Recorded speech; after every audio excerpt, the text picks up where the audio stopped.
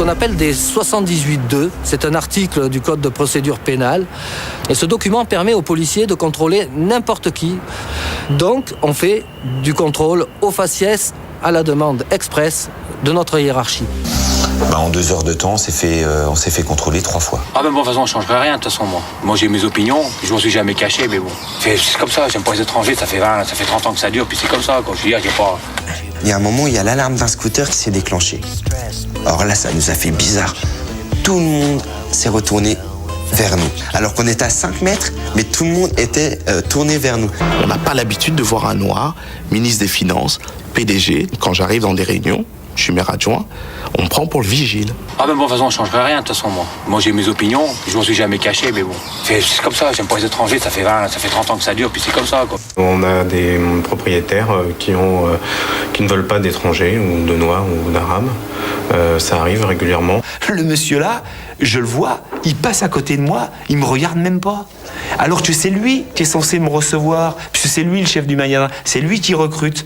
Ah ben bon, de toute façon, je ne changerai rien, de toute façon, moi. Moi, j'ai mes opinions, je m'en suis jamais caché, mais bon. C'est comme ça, j'aime pas les étrangers, ça fait 30 ans que ça dure, puis c'est comme ça, quoi. Moi, je viens de sortir de cet entretien, l'autre monsieur Blanc est toujours à l'agence et toujours en train de discuter avec le patron.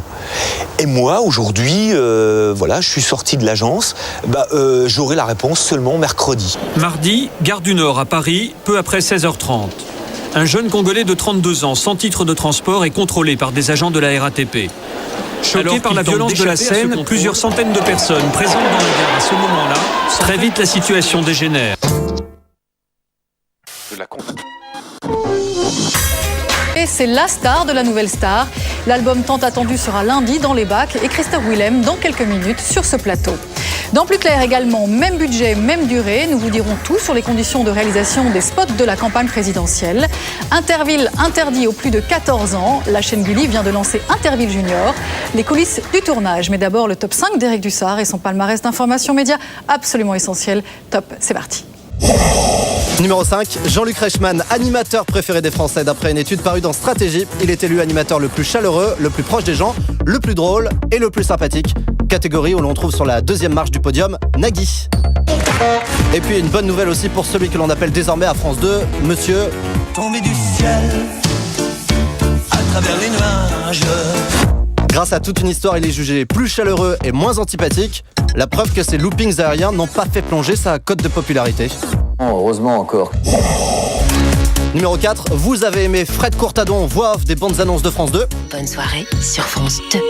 Alors vous adorerez Fred Courtadon, animatrice des samedis après-midi de France 2 dès le 28 avril, car on a comme le sentiment que ses interventions face caméra devraient là encore se limiter à... Bonne soirée sur France 2. Dans la mesure où elle ne fera que présenter des petits plateaux entre les différents programmes de la chaîne, parmi lesquels une nouvelle émission d'écho à 17h05, Change ta chambre, un programme pour relooker des chambres d'ados. Ouais. Moi j'adore. Là, ce sera pas avec vous, hein. Aux commandes d'un certain Laurent Artufel. Parce que les ados, c'est pas sûr qu'ils soient très branchés par une chambre version Teletubbies, avec des murs. Très flashy. On va faire rose bonbon et rose fuchsia. Numéro 3, 2e édition du Calimat NPA Télé 7 jours, ce baromètre qualitatif de la télé. Résultat, TF1 et France 2 de nouveau plus mauvais élèves côté respect des horaires. TF1 a le plus d'émissions en dépassement, des retards moins nombreux sur France 2 mais beaucoup plus longs, ce que la chaîne explique par la difficulté à gérer les nombreux directs. Ça vaut une dédicace, hein. Car l'exemple de gros retards donné par Télé 7 concerne On n'est pas couché, une émission enregistrée. Autre point étudié, les différences de volume sonore entre les programmes et la pub. TF1 garde le bonnet d'âne, c'est elle qui augmente le plus les décibels. Cela dit, si les réclames sont fortes chez eux, sur MTV, c'est le son de certains programmes qu'il faudrait parfois baisser, voire carrément couper. C'est sympa de péter sur ses potes. C'est un cadeau de ma copine Amanda. Elle a vu ça dans une boutique et elle a tout de suite pensé à moi. Avec Amanda, vous vous pétez dessus? Tout à fait.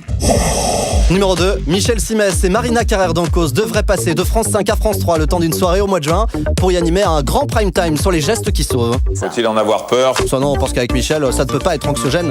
Si l'émission devient trop angoissante, il sortira son système de secours, son kit de blagues de survie. Vous savez comment on récolte les papayes? Non, mais vous allez me le dire. Avec des foufourches. Michel a donc en stock des blagues de 1974, mais aussi des productions maison. Vous savez de quoi ça me fait penser? Non. La rose dehors, l'épine dedans. C'est magnifique, Michel. Numéro 1, Kaamelott aura bientôt les honneurs du prime time. Quoi ?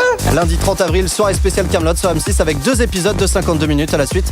Malheureusement, sans le guest qu'il leur fallait, un animateur d'M6 tout choisi. Oui, je vous écoute. Pierre Dostel du Téléachat, car cette émission aussi parfois est bien dans l'esprit Kaamelott. Nous allons vous prouver l'efficacité de notre boule magique. En tout cas, qui ne devait pas vous dire que cette boule machin là, c'est une innovation, parce qu'on sait très bien d'où elle vient. Comment ça marche ? Eh bien, le secret, il est là. Dans ce petit bruit que l'on entend.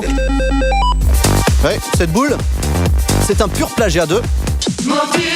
Mais ils ont beau copier, ils ne seront jamais autant que Motus à la pointe de la modernité.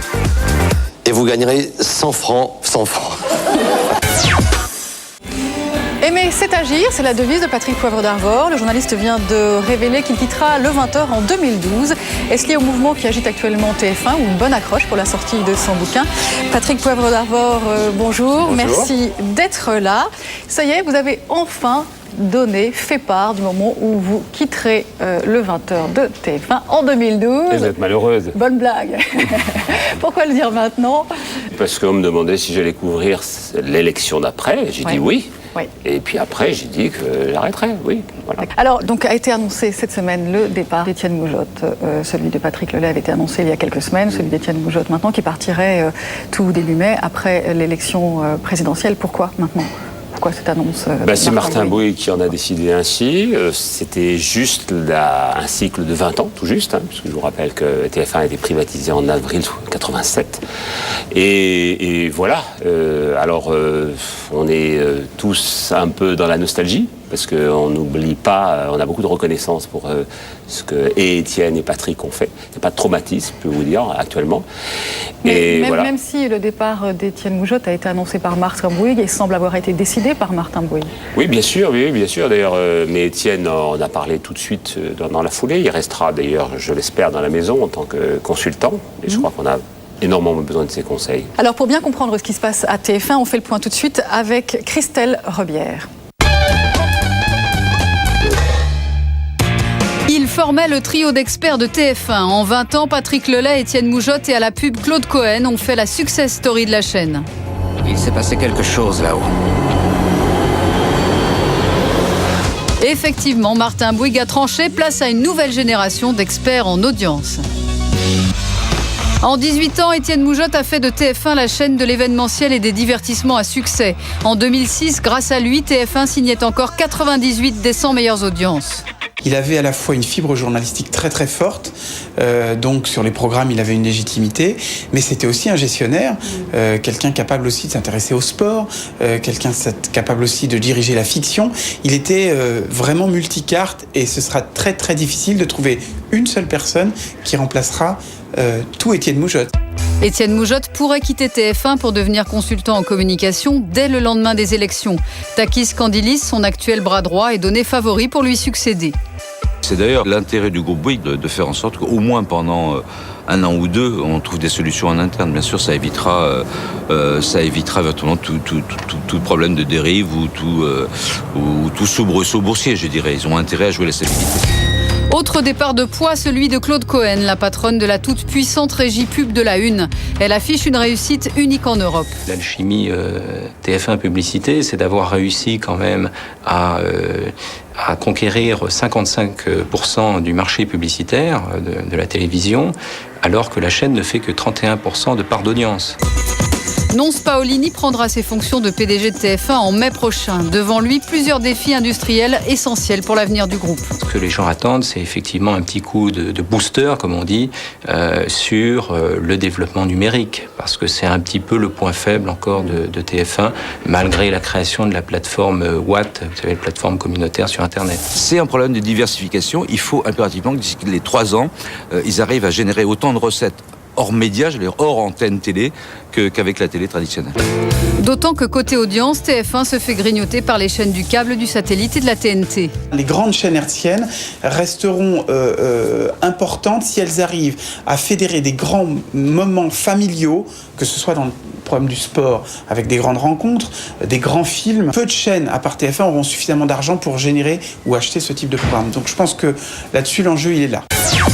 Élection présidentielle, nouvelle génération de politiques qui a précipité ces mouvements à la direction de TF1. Non, il faut interroger Martin Bouygues sur le sujet, mais je pense s'il a souhaité que ce soit annoncé avant, justement, pour montrer qu'il ne peut pas y avoir de lien de corrélation, quel que soit le candidat ou la candidate qui sera élu. Il se murmure que Robert Namias pourrait quitter la direction de l'information de TF1 en cas de victoire de Nicolas Sarkozy. Non, ça c'est parfaitement faux. Vous savez, on a vu combien une dizaine de premiers ministres passés, 3-4 présidents de la République. Jamais nos dirigeants n'ont changé après une élection présidentielle, législative ou quoi que ce soit. Il n'en est pas de même partout. Patrick Poivre d'Arvor, dans votre livre « Aimer, c'est agir », vous parlez de l'engagement. En fait, vous avez une réflexion sur la notion d'engagement pour un journaliste. Ça, c'est quelque chose qui vous tient beaucoup à cœur. Oui, moi je trouve que c'est capital, vraiment. C'est capital parce qu'on a trop dit que le journaliste devait être objectif, point final. Moi, je pense qu'il est subjectif. Nature.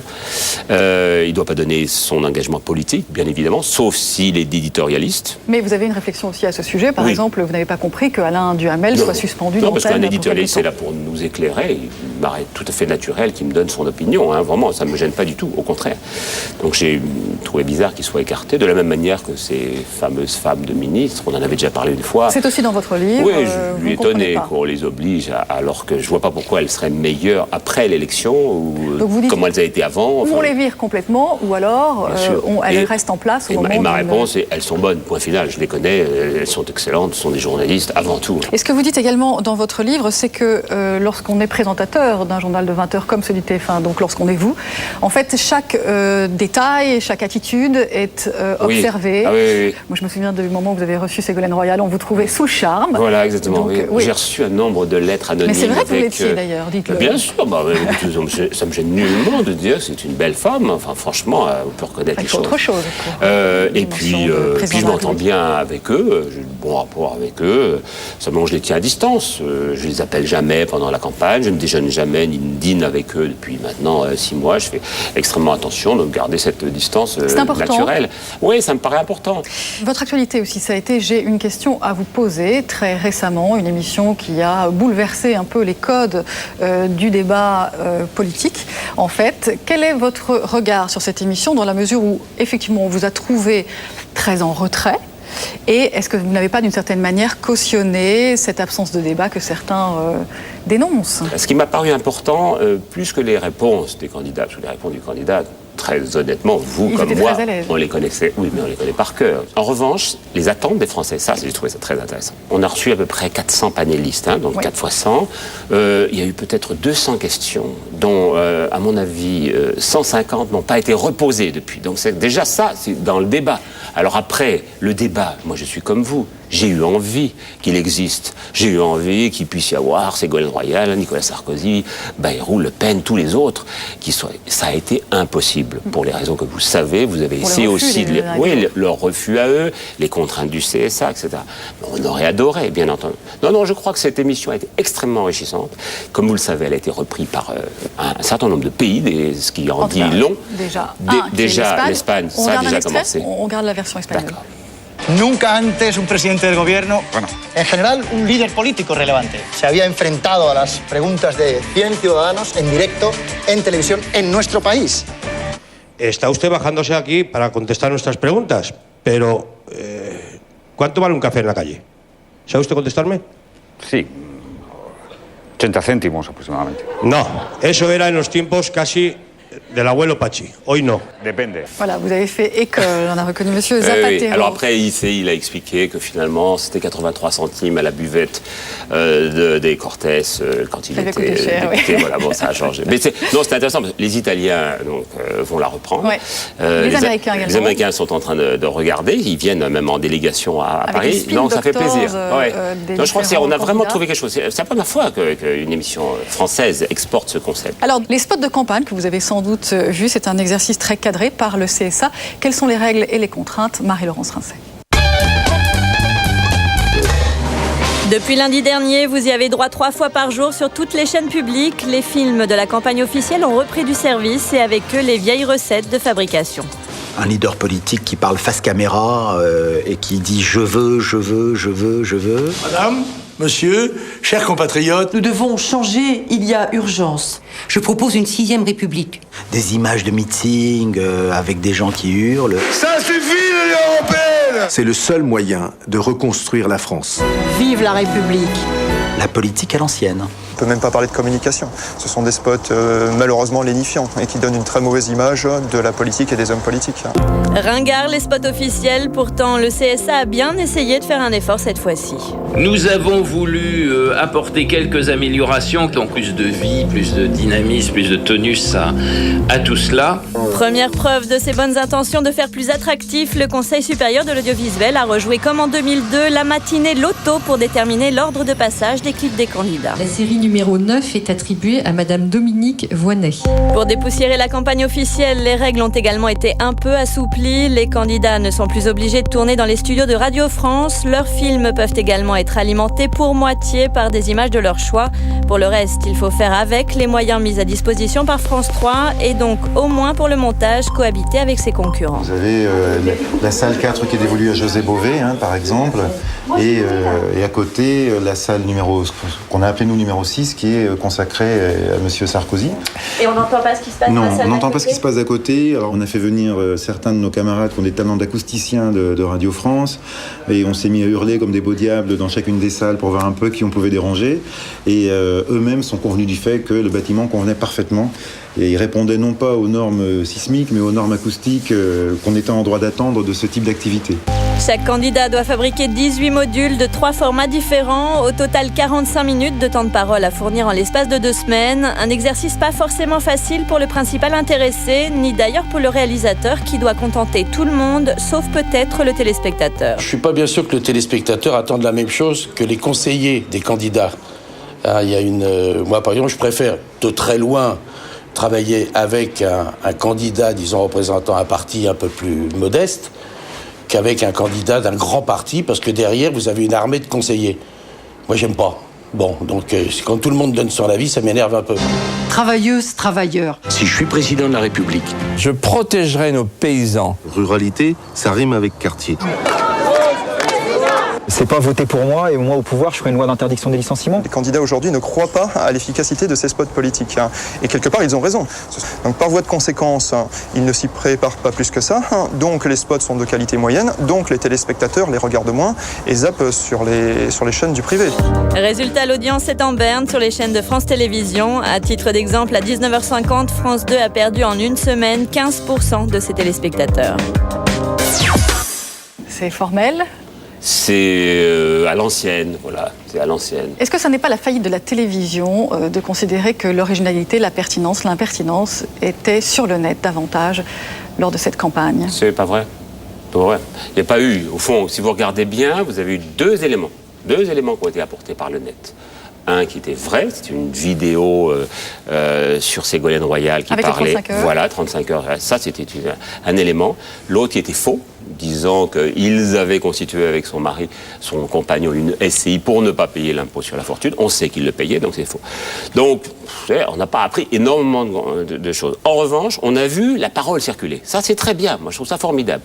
Les blogs, les chats, les gens ont discuté. C'est très bien. C'est très utile. Mais il n'y a pas eu d'événements considérables qui ont été dévoilés par Mais cette proposition, par exemple, de François Bayrou, d'un débat sur le net... Oui, c'était une bonne idée, mais comme vous l'avez vu, elle aussi, cette proposition a été plantée. La liberté d'être et d'agir, c'est quelque chose que vous revendiquez. On a le sentiment que ce livre, c'est un peu un bilan, en fait, d'une trajectoire de journaliste. Est-ce que c'est ça ? Pas tant que ça, mais c'est vrai qu'il y a un certain nombre d'engagements qui me sont chers, Reporters sans frontières, l'UNICEF, la Maison de Solène, des engagements de cette nature. Je voulais en parler, j'en ai jamais vraiment parlé. Si, vous en avez beaucoup parlé. Pas dans des livres, non. Je pensais aussi qu'il fallait dire à des jeunes journalistes qui souvent viennent me voir et me posent des questions que ce métier est formidable, que c'est un métier magnifiquement égoïste, mais que c'est formidable quand en plus il y a une petite touche d'altruisme. Et voilà, c'est à peu près ce que je voulais y dire. et c'était important de le dire, je crois. Alors, le paradoxe de votre vie, c'est que vous dites aimer beaucoup le terrain. Vous parlez beaucoup des reportages que vous avez pu faire, des situations parfois très dangereuses auxquelles vous avez été confrontés. Et donc, paradoxalement, ça fait 30 ans que vous êtes assis dans ce fauteuil de présentateur du 20h. Alors, du lundi au jeudi. Du lundi Parce que le jeudi soir, souvent, je pars. Ça signifie donc que l'appel du large n'a jamais dominé, que vous avez préféré être à Paris. Mais quand je vous dis que le lundi soir je pars, le jeudi soir je pars souvent pour faire des reportages ou pour des missions, pour Reporters sans frontières ou pour l'UNICEF, parce que ça me passionne, parce que j'aime ça, j'ai besoin de ça, et parce que ma vraie grande admiration va aux grands reporters. Mais est-ce que ça ne signifie pas que vous êtes un homme de pouvoir, en fait? D'influence, de pouvoir, je ne suis pas si sûr. Non. Le pouvoir est ailleurs. Bon, ce sera le mot de la fin. Merci beaucoup Patrick Poivre d'avoir été notre invité. Et puis je rappelle donc le titre de votre livre, Aimer c'est agir, et c'est une phrase que vous avez empruntée à Victor Hugo. Merci beaucoup. Tout de suite le bloc-notes d'Éric Dussart. Le Sacre de l'Homme, mardi soir sur France 2, et pas de sacre côté chiffres. 3 300 000 téléspectateurs de moins que pour le précédent volet de cette odyssée de l'espèce. Mais 5 400 000 personnes tout de même, qui ont appris que le concept du loft avait été inventé il y a des milliers d'années. J'avais trouvé une idée simple. Il suffisait d'enfermer des mâles et des femelles ensemble. Ils se multipliaient. Un documentaire permettant de constater combien l'homo sapiens a progressé en plusieurs milliers d'années. Encore que lundi soir sur TF1, on s'est bien aperçu que certains parlent encore en borborigme préhistorique. Voilà. Oh.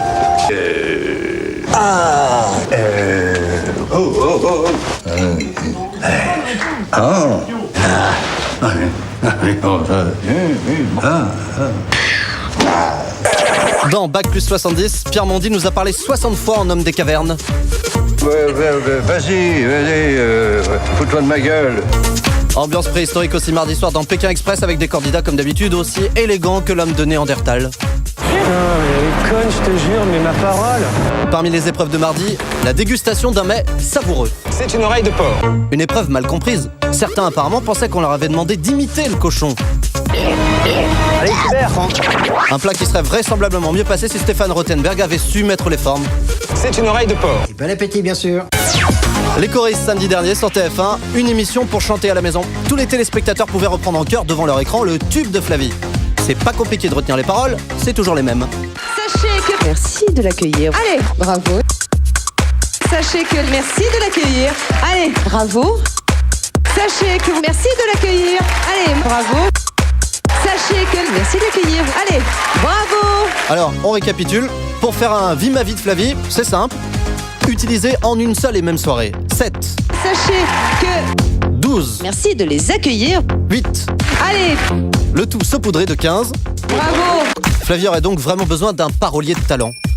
Et Patrice Drevet. Ça vous dirait? Parce qu'avec lui, vous auriez des textes de compète garantis avec jeu de mots de première catégorie. Vous faites dans l'accessoire. Oui, dans l'accessoire. Mais pas accessoirement. Des blagues effrayantes, pour celui qui est sans doute beaucoup moins inoffensif qu'on se l'imagine. Lundi, dans son émission sur Demain TV, on serait presque cru dans le clip de Thriller.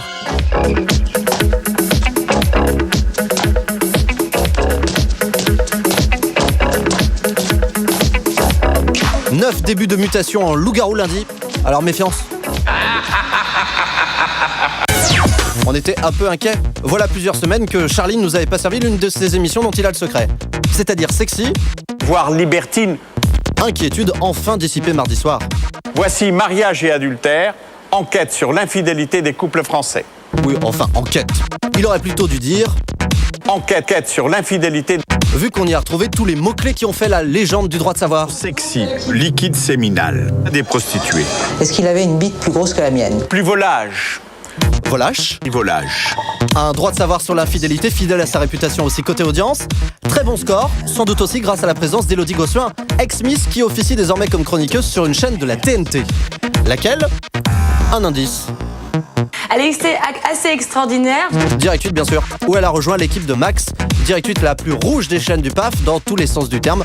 La preuve par 9 dans son émission de lundi. Désolé camarade, camarade Richard. Quel mauvais camarade. Camarade. Et les camarades. Beaucoup de camarades et une franche ambiance de camaraderie lors des liaisons téléphoniques. Je sais pas qui vous êtes, mais vous avez rien à foutre ici, quoi. Je sais toujours pas qui tu es, mais je vois pas ce que tu viens foutre dans cette histoire. Autour de Max, de nombreux chroniqueurs, mais il n'a malheureusement pas la meilleure. Jenny Del Pino de Fun TV. la crème de la crème. Qui pourrait lui apporter un vrai plus en termes d'infos.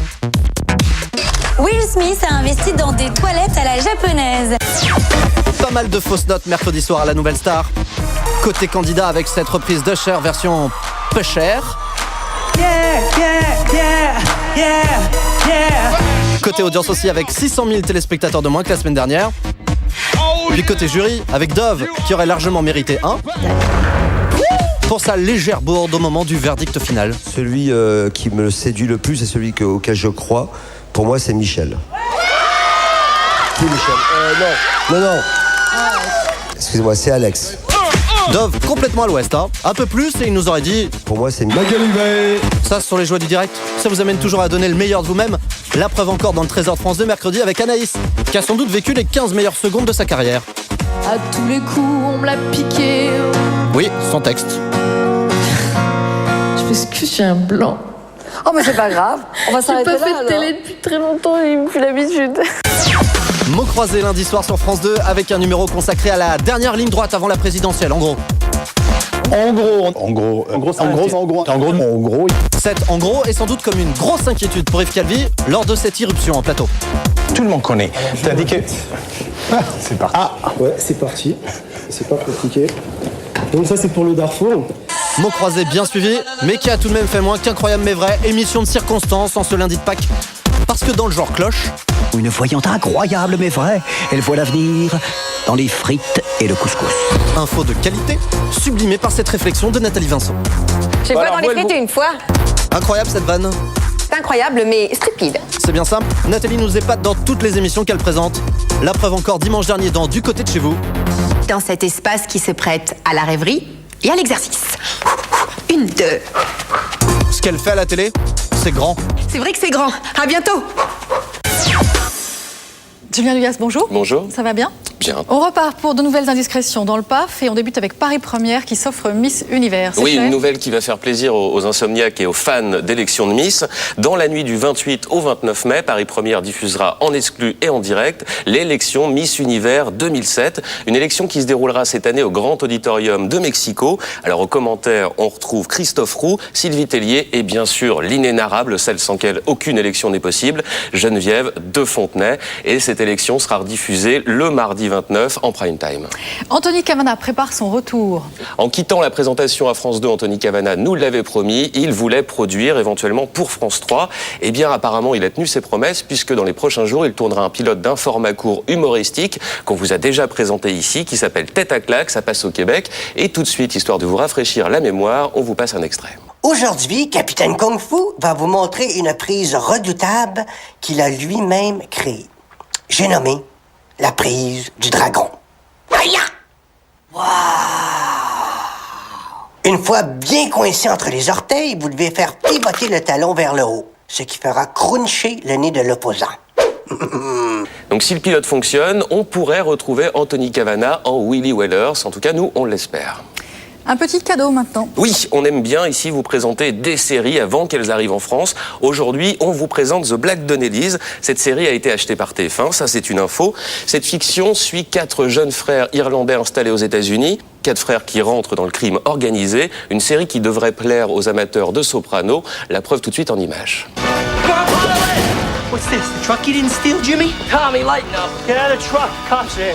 Come on, you know Jimmy can't drive. Neither can you. Get out of the truck. Son of a bitch. Get back in the truck. Now I should get in the Get back in the truck.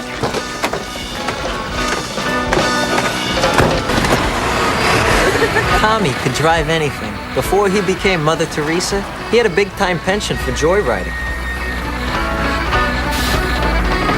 Hey, you wanna move?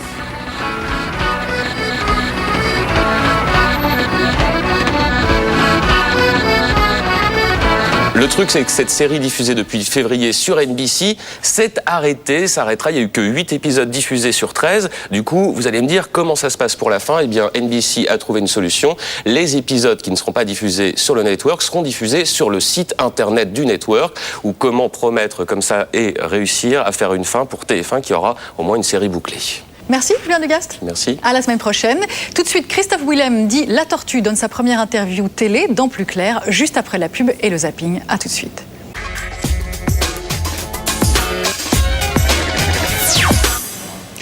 Plus clair, la suite, c'est tout de suite avec le zapping.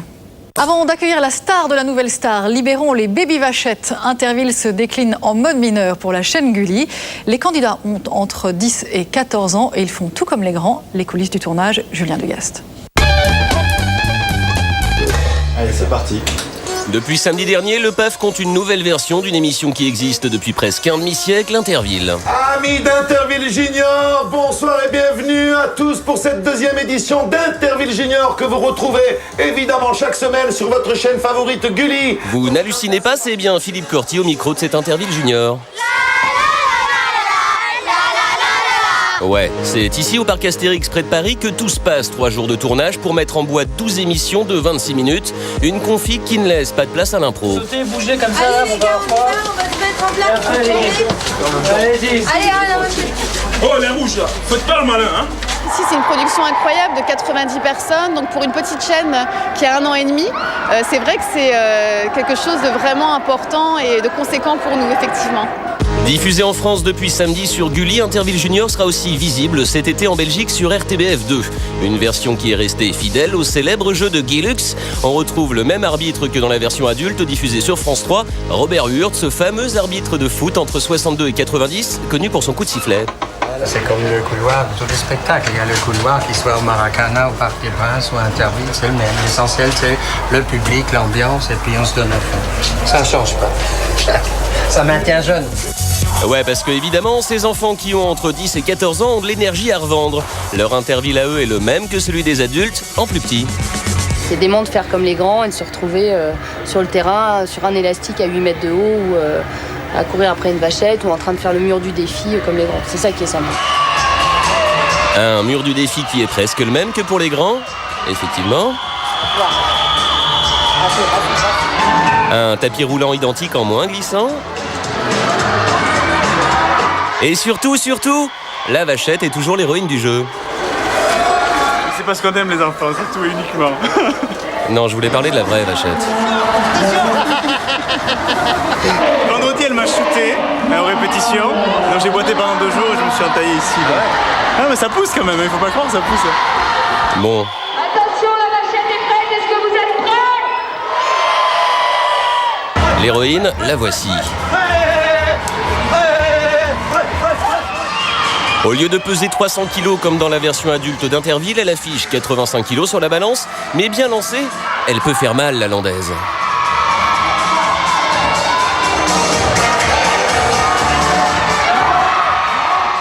T'as eu peur? T'as pas eu peur? Un peu peur. T'as eu un peu peur? Ouais. Bref, Interville en version junior en 2007, ça le fait toujours. Ça devait exister déjà au Moyen-Âge, lorsqu'il y avait les compétitions à la Saint-Jean entre les villages. Avant que les hommes s'identifient à des nations qui n'existaient pas, ils s'identifiaient déjà à leur patelin, à leur village, à leur ville. Et on se mettait en compétition les uns avec les autres. Alors je crois que c'est ça qu'on a repris en fait dans Interville sans le savoir. Hein, les enfants, qu'il est bien ce jeu qui existait déjà au Moyen-Âge? On le pressait pour sortir son album, mais il a voulu prendre son temps. Rien ne sert de courir, l'album arrive à point. Est-il toujours au taquet? Christophe Willem, bonjour. Bonjour. Bienvenue sur le plateau de Plus clair. On est très heureux de vous accueillir comme à chaque fois. Alors merci de nous accorder cette première interview télé. Comment vous analysez le fait que tous les médias s'intéressent à vous? Parce qu'il y a Technicart, mais il y a aussi Le Point, un très beau papier dans Le Point. C'est incroyable de cristalliser autant d'intérêt sur une palette aussi large. J'ai pas la réponse. Je pense que c'est peut-être dû à ce qui s'est passé l'année dernière dans l'émission. Et c'est vrai que ça a peut-être créé une attente particulière. Maintenant, il y a énormément d'interviews de faites, mais je ne sais pas vraiment le pourquoi de ce buzz un petit peu qu'il y a. Mais en tout cas, voilà. Vous avez été très exposé après la nouvelle star. Après, vous vous êtes mis en retrait des médias. Pourquoi ? Pour faire votre album, bien sûr, mais je présume que ça répondait aussi à un besoin de souffler, de vous recentrer. C'était difficile, cette pression des médias? Disons que pendant l'émission, en fait, on ne se rend pas énormément compte de la pression parce que justement, on est très entouré, en fait. Et donc, on fait énormément d'interviews par téléphone le lendemain des primes, justement. Mais on découvre tout quand on sort de l'émission. Et c'est vrai que quand on sort de l'émission, c'est un petit peu énorme. On se rend compte déjà de la popularité, entre guillemets, avec ses bons et ses mauvais côtés. Et donc c'est vrai que c'est un peu compliqué. Moi j'ai revu tous les magazines qui avaient été faits et au bout d'un moment je me saoulais moi-même en fait. La vraie question c'est ça. Donc j'ai dit je pense qu'il est temps d'arrêter de faire des interviews pour dire tout et n'importe quoi. Et je voulais absolument pas devenir justement un personnage people qui passe son temps dans les soirées à siroter du champagne, quoi. Donc c'était pas du tout mon truc. Vous aviez mesuré que la télé avait un tel impact en fait sur le public Mais disons que j'avais souvent entendu dire dans les médias justement le pouvoir vraiment de la télé, et c'est vrai que dès qu'on passe à la télé, il y a ce label vu à la télé. C'est-à-dire que la moindre émission qu'on fait est analysée, décortiquée. Et on vous critique par exemple, on vous dit vous devriez faire ça ou pas du tout? Des fois, il y a certaines personnes qui m'ont fait des remarques par exemple parce que dans l'émission, en fait, on nous voit énormément chanter. Ouais. C'est le but de l'émission, on nous voit très peu parler. Et souvent, j'ai des remarques genre, mais quand il parle, il n'est pas drôle du tout. Enfin, des trucs un petit peu bizarres, en fait. Vous avez décidé de travailler avec les gens que vous aimiez et seulement ceux-là, qui ont des univers musicaux qui vous conviennent. Il y a Philippe Catherine, il y a Bertrand Burgala, il y a encore Zazie, ouais. Il y a encore... il y a Valérie Lemercier. Valérie Lemercier, avec laquelle vous chantez. Il y a Natacha Lejeune, qui est chanteuse d'As Dragon. Vous avez eu peur d'être récupéré? Par exemple, vous avez dit un nom à Obispo, ce qui est assez rare. En fait, ce qui s'est passé, c'est que j'ai lu dans la presse que Pascal Obispo faisait mon album, avant même que je sorte de l'émission. Enfin, entre l'émission, la finale, et ce qu'on appelle le follow-up de l'émission. Je lis ça, je dis, ah bon, mes premières nouvelles. Et, vous étiez flatté à ce moment-là? Flatté du fait que certaines grosses pointures comme lui s'intéressent à moi, parce que forcément, on se dit c'est que peut-être il y a quelque chose à faire, mais en même temps, assez déstabilisé par le fait que les gens rattrapent comme ça à la volée quelque chose qui à la base ne leur appartient pas. Mm-hmm. Qu'est-ce que vous pensez avoir apporté à la Nouvelle Star? C'est très difficile. Oui, c'est très difficile comme question. Je sais pas. Je pense que peut-être certaines personnes, par rapport au fait que j'ai gagné l'émission, se sont dit que c'était peut-être pas truqué, et peut-être que d'autres se sont dit si lui a réussi à gagner, alors que c'est pas le stéréotype, le cliché de ce type d'émission à la base, on a plus ou moins tous nos chances. Ce qui est certain, c'est que vous avez ouvert une voie. Il y a des changements dans la Nouvelle Star de cette année depuis votre consécration. Tout ça, c'est de votre faute, Damien Cabrespine. Pour vous ce soir, le grand, le majestueux Christophe Willem. Il y a tout juste un an, un ovni débarqué sur Baltar. Au fil des semaines, la tortue mène un parcours sans faute et l'air de rien, Christophe séduit même les plus récalcitrants. Et le produit de l'année. Alors difficile dans ce contexte de trouver un successeur au phénomène Willem. Pourtant cette saison, les 4 fantastiques ont rempilé et la Nouvelle Star 2007 continue de faire parler d'elle. La victoire de Christophe Willem la saison dernière fait qu'on a envie de regarder. Parce qu'on se dit, ils ont trouvé une tortue en 2006, quel drôle d'animal vont-ils bien avoir pu trouver en 2007 ? Pour moi, c'est un alien musical et c'est d'une grande originalité. Vraiment, c'est magnifique. La force de la Nouvelle Star, c'est sa radicalité, quoi. C'est vraiment, c'était normalement une voix, un visage, un prénom, 2 minutes 30. Chansons françaises, folk, rock indé, jazz ou R&B, tous les styles musicaux sont désormais représentés. Et certains candidats ont déjà créé le buzz. Parler me semble ridicule. Je m'élance et puis je recule. Chez Christophe, l'année dernière, ce qui fascinait les gens, c'était l'espèce de spontanéité et d'évidence. Avec Julien, c'est très différent. La barrette, au ukulélé, de l'autographe de Sim. C'est presque pensé comme un concept, une installation d'art contemporain, je dirais. C'est vraiment, voilà. C'est pas formaté, mais c'est pensé. Après la tornade Christophe cette année, pour avoir une chance d'être élu nouvelle star, mieux vaut miser sur le décalage et l'originalité. Les goûts de la ménagère seraient peut-être plus audacieux que ce que l'on croit. Dans d'autres émissions, on tombe dans des clichés un peu plus attendus. Il y a la chanteuse à voix, il y a la bimbo, il y a le beau gosse, machin. Bon, il se trouve qu'à la Nouvelle Star, c'est quand même un peu agité tout ça. On met tout ça dans un shaker et on retrouve des personnalités qui surprennent. La force de la Nouvelle Star, c'est aussi une programmation musicale parfaitement étudiée et qui ose s'attaquer à tous les répertoires.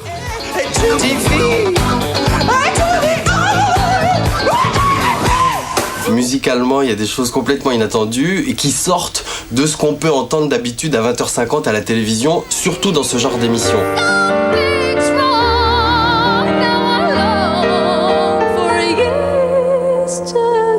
qu'il n'y a pas de révolution, mais simplement une évolution normale d'un programme qui marche et qui se laisse du coup chaque fois un peu plus de liberté chaque année. Aux États-Unis aussi, la nouvelle star fait parler d'elle. L'animateur radio Howard Stern a lancé un mouvement de soutien pour le jeune Sanjaya.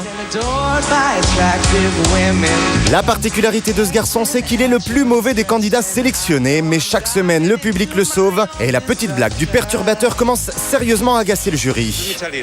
Il ne gagnera pas. On ne sait jamais. Si c'est le cas, je reviens pas l'année prochaine. En France, M6 surfe sur le succès de son programme phare malgré une petite baisse d'audience mercredi dernier. Une spéciale sur W9 chaque mercredi et un access primetime quotidien qui arrivera dans les prochaines semaines. La nouvelle star peut définitivement dire merci à Monsieur Willem. On a longtemps dit que ces émissions de télé-réalité étaient ringardes. Aujourd'hui, c'est complètement oublié. Je pense que ça a été, souvent on a taxé ça justement d'émissions de télé-réalité. Alors certes, c'est une émission de télé-réalité comme on dit parce que le public vote. Maintenant, ça s'apparente vraiment en fait à un radio-crochet en télé, quoi. C'est le vrai but de cette émission. Donc, la presse a peut-être eu une vision très péjorative de ce type d'émission quand ça a commencé. Alors peut-être à cause d'autres émissions qui, elles, sont beaucoup plus racoleuses que celle-là. Je pense que c'est ça aussi. Il y a un amalgame qui s'est fait assez vite. Mais je trouve que Nouvelle Star, c'est quand même se démarquer dans la qualité, comme on voit dans le reportage, la qualité du choix musical, ne serait-ce que ça, et puis même dans l'environnement global de l'émission. Et s'ils font un accès, c'est-à-dire un programme qui sera diffusé entre 18 et 20 heures, est-ce que ça ne va pas avoir tendance à devenir vraiment de la télé-réalité C'est aussi une crainte un petit peu que j'ai, mais je pense pas, parce que connaissant bien la prod de cette émission, je pense que tout dépend le contenu de ces fameuses émissions quotidiennes. Tout dépend le contenu. Revenons à votre album. Le single est déjà le plus téléchargé sur les sites payants, ça vous le savez. Non, je ne savais pas. L'album aussi. Très bien. Déjà, donc pas encore sorti. Et vous êtes déjà consacré sur Internet. Votre blog aussi est l'un des plus fréquentés en France, c'est assez incroyable.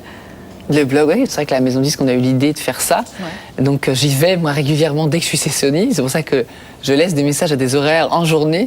Par contre, il y a pas mal de forums aussi de soutien.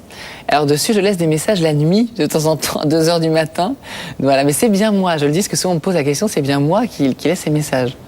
Alors, Christophe Willem, la dernière fois, lorsque vous étiez venu, vous aviez chanté pour nous. Et évidemment, tout le monde me dit, il faut absolument qu'il chante quelque chose, qu'il chante une chanson du nouvel album. Alors, qu'est-ce que je vais pouvoir vous chanter ? Jacques Addy. Jacques Addy, alors j'y vais. Qui ouvre l'album, avant. Alors, Jacques Addy. Jacques Addy court, Jacques Addy vole, mais pas le jour où je décolle. Jacques Addy court, Jacques Addy aime, j'ai beau t'aimer, tu pars quand même. Jacques Addy marche, Jacques Addy rêve, me fait en marcher que j'en crève. Jacques Addy certes, des tas de choses, mais sur la vie, pas toute rose. Merci beaucoup. Merci beaucoup, Christophe Willem, d'avoir été notre invité. Maintenant, tout ce qu'il ne fallait pas manquer sur le net avec Marc Dérian. Star Academy 7 démarre sur le net. Je m'appelle Charlène, je viens de Lorraine et je tue tout. Un casting a été lancé hier sur le site de l'émission, alors si vous savez chanter, si vous savez danser, vos prestations sont attendues. J'ai des rendez-vous importants, des interviews. En jeu, une convocation au casting final attribuée au candidat le plus populaire auprès des internautes. Une première dans l'histoire de la Starac. Aurait-on pu s'en passer ?